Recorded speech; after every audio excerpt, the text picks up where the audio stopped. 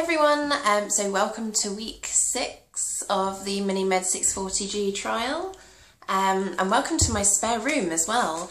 I'm in here because there's some builders out the front of my lounge, and they're like drilling and hammering in my roof and just doing things that builders do, just generally being noisy. So I thought I'd come in here and do my filming. But the only problem I have is that at the moment, this is, as you can see from behind me, where my dagoos live.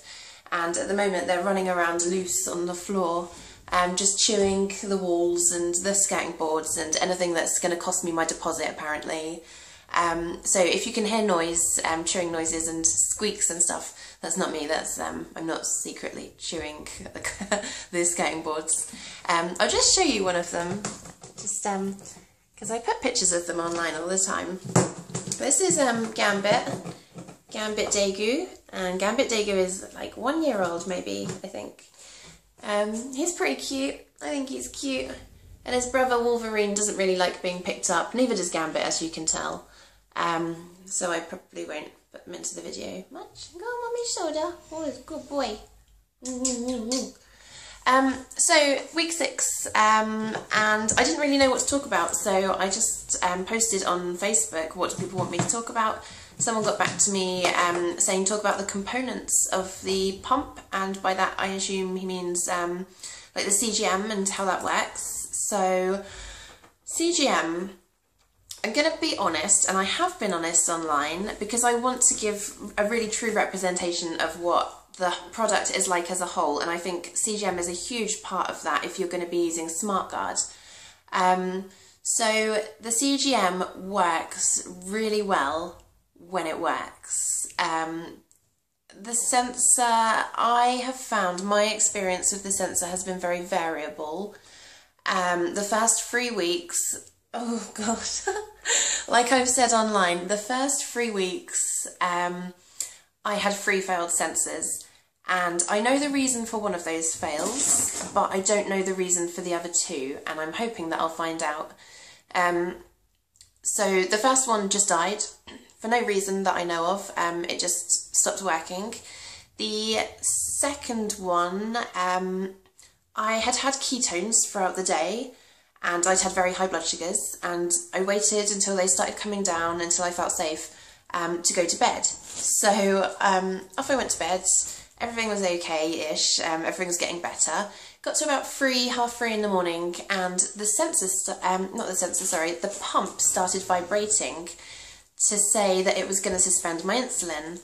And I was feeling quite tired, obviously, woken up at 3, half 3 in the morning, but I thought, I don't feel hypo. My hypo awareness is really good. So I thought, I'm just going to check. I want to double check, because I've been so high throughout the day, and because I had ketones, I wanted to make sure that it was accurate. So I checked my blood sugars, and they were actually, I think they were about 14. And the pump was saying that I was 3.8, something like that, and it was suspending. So if I had carried on sleeping and just let the pump suspend for 2 hours, whilst my blood sugars were 14, and taking into account the fact that I'd had ketones for about 8 hours throughout the day previously, that was something that kind of threw me quite a lot, scared me a little bit as well. And it just kind of made me think, what if I'd let the pump suspend? Would I have then been in hospital? I mean, I can't say that I would have been in hospital, but could I have ended up in hospital with ketones and possibly in DKA? I don't know. But that was kind of an interesting experience, one that I don't want to happen again. I'm glad that I woke up. I'm glad that I checked my glucose levels, and I'm glad that I didn't let the hypo suspend kick in properly. So that was one experience with the sensor. Positives of using the sensor are obviously SmartGuard. So when SmartGuard works, it works really, really well. I said this to my consultant yesterday. I saw him, and the first thing he said was, how's the tech going for you?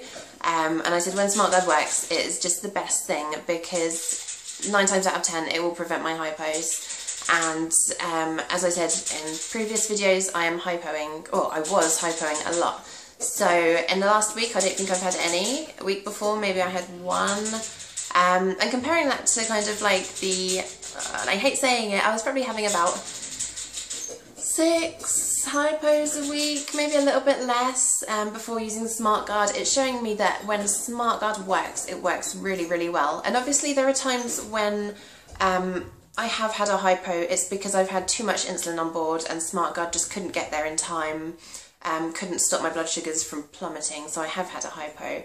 But as I said, 9 times out of 10 it works really well. I don't know it's happening. The pump does it all for me. I then check later on in the day, see that it's suspended, prevented my hypos. And obviously it's giving me that confidence to go about my daily business, to get on with the things that I need to be getting on with and not having to worry about my diabetes. So that's a massive pro. Just not having hypos in general, because they make you feel absolutely crap. They kind of mess up your day sometimes. They're very variable. You don't know if it's going to be a kind of one that's easy to treat or if it's going to be one of those ones that just completely floors you for the rest of the day. So not having to worry about that, thinking about it, worrying about treating, worrying about, have I got jelly babies with me? Have I got enough jelly babies with me? Where's the nearest shop where I can buy jelly babies from? Do I have enough money in my bank account to keep buying jelly babies?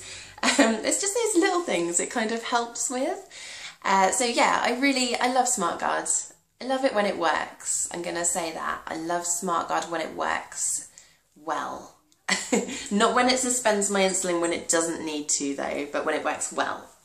Got my living room back. The builders have gone, thank God. I can still hear them clattering away downstairs though.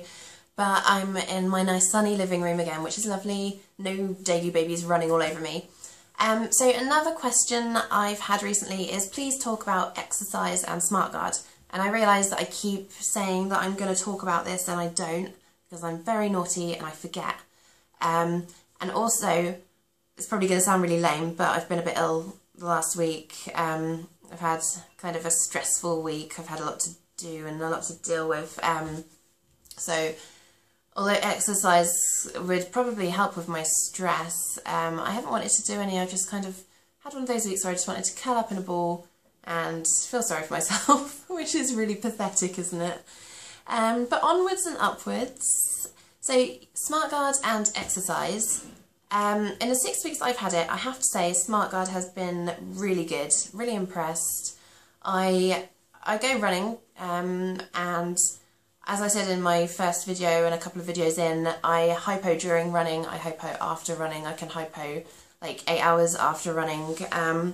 And I haven't really been able to figure out, despite trying everything, I haven't been able to figure out how to stop myself hypoing. So to prevent the hypo would just be amazing, which SmartGuard has done. What can I tell you? It was kind of nerve-wracking the first time it did it, because I had my dextrose tablets in my hand, and I was thinking, I really, really want to treat. Like, I'm worried that hypo suspend isn't going to work, SmartGuard's not going to work, I'm just going to have a hypo. Should I just treat it now to kind of prevent that from happening, or should I just wait and see what SmartGuard does? And SmartGuard worked, so I was very happy, and then I ran off home.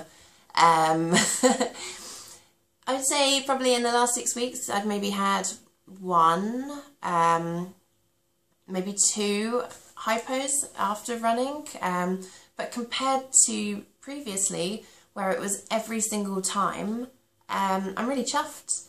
And I don't want to be one of those people that, because in the past I've quit exercise purely because I hate having hypos afterwards, and to me it seems really counterproductive to go for a really good run and just feel brilliant about myself and then get home, feel absolutely awful and have to drink a can of full fat Coke.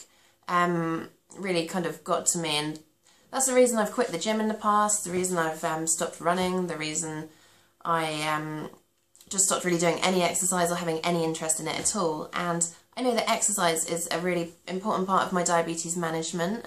It works really well for my blood sugars and kind of maintaining decent in-target blood glucose levels. So it's not something that I want to quit. So yeah, SmartGuard in that respect has been very helpful. Don't just take my word for it though. As I've said before, there are 2 other vloggers, Dave, who also goes running, and John, who lifts weights and goes to the gym and does all that kind of stuff. As you can tell, I'm not that into exercise because I call it that kind of stuff. But I'll again put their Twitter handles in the description box so you can have a look at their vlogs and their blogs and see what they've got to say as well. Okay, so I keep saying it's week 6, I've realised, but it's not, it's actually week 5, so I thought I'd correct myself, to save me from getting confused when I put this online. I have had a request on Facebook from Sean Carpenter, who's requested that I film a video up a tree, and I did actually, yesterday when I was filming I had every intention of doing this, Sean, but I was waiting for my other half to get home, and by the time he got home I'd had a hypo and I was asleep on the sofa. So unfortunately I couldn't film this in a tree this week, but I will do my best to film in a tree in the next couple of weeks just for you, Sean. Okay, another question I've had on Facebook is from Michael, and he wants to know if it's worth going onto the pump for someone who uses basal and bolus injections. So it's hard to answer that question. It just depends really on the reasons you want to move away from injections and go on to pump therapy. So the process that I had to go through, and I don't know anyone else who's had to go through this process, but I had to set myself, well, I had to list 4 reasons for why I wanted to use the pump. I then had to set 4 goals around those reasons. I then did 6-month pump trial, and at the end of the 6 months we sent my data away to the CCG to see if I'd achieved my goals, and then they decided if I got my pump or not. There was a lot more to it than that, but that's just a quick summary. So my 4 goals were, or my 4 reasons for using the pump: injections. As many of you know, I didn't inject properly for a very long time after I was diagnosed, and no matter how long I've had diabetes, like I still get that fear when I inject. It still takes me absolutely ages to inject. So that was really a huge barrier to me achieving any kind of decent control with my glucose levels. I had huge variances when I did inject. My sugars would shoot up, they would shoot down, and despite I think it was about, me and my consultant, I saw him every 6 to 8 weeks, I think, for well over a year, and this was when I started injecting properly. So I was taking my bolus, I was taking my basal, I was doing correction doses, etc. We still couldn't achieve good control over my glucose levels, and I really, really wanted a really good HbA1c. I wanted it to be in range, I just wanted to achieve something, and for that year and a bit, we tried everything. I was sat with him for an hour and a half each time, and we would look at my glucose levels, we would look at the patterns, we would make adjustments. I would go back and nothing had changed, or it had just gotten worse. So those variances in glucose levels, since I've been using the pump, they have come, obviously I don't have a nice flat line, but they have tightened up a lot, so I don't get the kind of swooping highs and the crashing lows anymore. I do occasionally get them, but it's not kind of every day. It's not like this constantly throughout the day, which it was. It's kind of like this. And then a little high one, and then nice flowing ones at the end. So yeah, that's really helped. What was my other reason?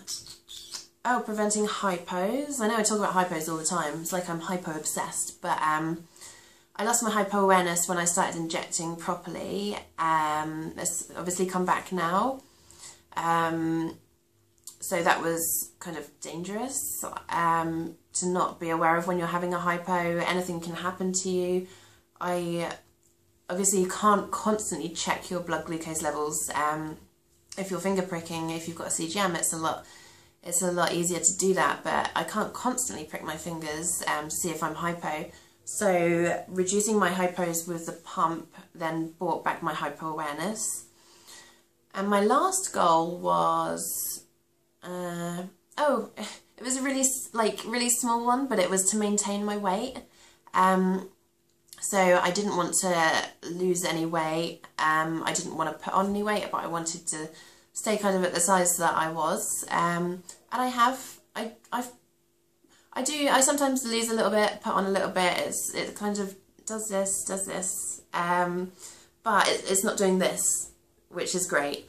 For me that was like a personal goal that I wanted to achieve that wasn't so much to do with numbers and blood glucose and things like that, but it was just I wanted to maintain the way that I look, I suppose. Maybe it was a really vain kind of goal thinking back, but it was important to me. I wanted to maintain my weight. I didn't want to lose too much weight. I didn't want to put on too much weight, and the pump has really helped with that actually. So those were my reasons, but as I said, everyone is completely different. So now that I've had the pump for 2 years, I wouldn't want to go back to multiple daily injections. I do inject occasionally when I need to take a correction dose. Still hate it, I'm afraid. But yeah, I mean, not having to inject, just changing my cannula every 3 days is... Everyone says using a pump is life-changing, and I think when you've got diabetes and injections just aren't working for you, then yeah, it can be life-changing because you're getting that control again. You're kind of, it's not just control over your glucose levels, but it's control over a lot of your life. I know that when I had fluctuating glucose levels going too high and too low, it really got to me. It really stressed me out. It was kind of all I could think about. Why is this happening to me? Why can't I get the control that I want? I'm doing everything. It's nothing seems to be working, and I didn't want to constantly be thinking about that. I wanted to just get on with my life and not have to worry about my glucose levels. So since using the pump, yeah, I still get highs and I still get lows, but they are nowhere near what they used to be when I was on injections. So for me, when I was on MDI compared to now, things are so much better. Really kind of, it's made me look at diabetes completely differently, made me look at my diabetes completely differently. Yes, it has been life-changing, which sounds really sad. I think it sounds really silly to say that it's been life-changing, but it has. I suppose I should talk about this pump, seeing as that's what the video is for. Currently I use the AccuCheck combo, and I'll be going back to the combo once I finish this trial. Someone's asked if I would swap if I had the choice, and yeah, definitely 100% I would swap. I love this pump. I've written a blog about why I love this pump as well, so I'll put the details down below. But as a standalone pump, it does absolutely everything I want. I couldn't ask for anything more from it. I struggled to think this morning, is there anything I don't like about the pump as a standalone pump without the CGM? And I can't think of anything. I honestly can't. It's just a brilliant pump. I think you have to try it. I know a lot of people can't just try it, but I think you have to try it to just see how good it really is. Yeah, I would definitely swap from the combo to the 640G if I had the choice. And please read my blog about why, because I don't want to kind of just repeat myself, but hopefully it will give a little bit more insight.